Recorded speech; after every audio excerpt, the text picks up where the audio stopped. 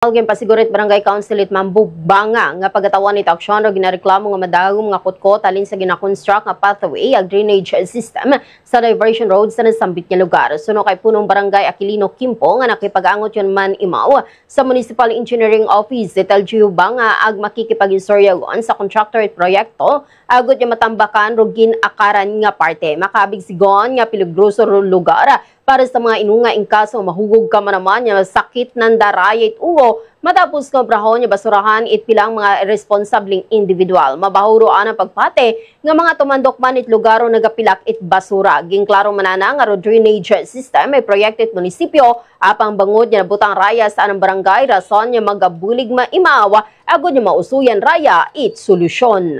Daywa man lang ro suspect na kung karon kung tama gid man doon. Oo. Ay ro taga-una mismo nagapilak et basura o may mga tawo nga malit nga naga ay ang agang magpilak una ro taga Manggan o taga siin nga lugar. Ay magayo man sandam lang unang kapilak. Ag ireklamo sa bombo ro andang inobra man nga ron.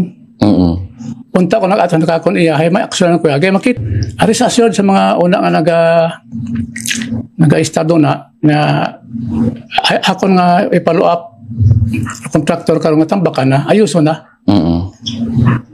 So nakaadto na ko ron tayo busy na ko nagto sa office at engineer. Nga ipaayos sa ng contractor. So mga pumuyo ang bantay ka muna kung sino naga pilak. Kung kamo giman nakapilak ro na, hay refrain from doing it. May layi kita 9003, no? Dumping of basura nga ron.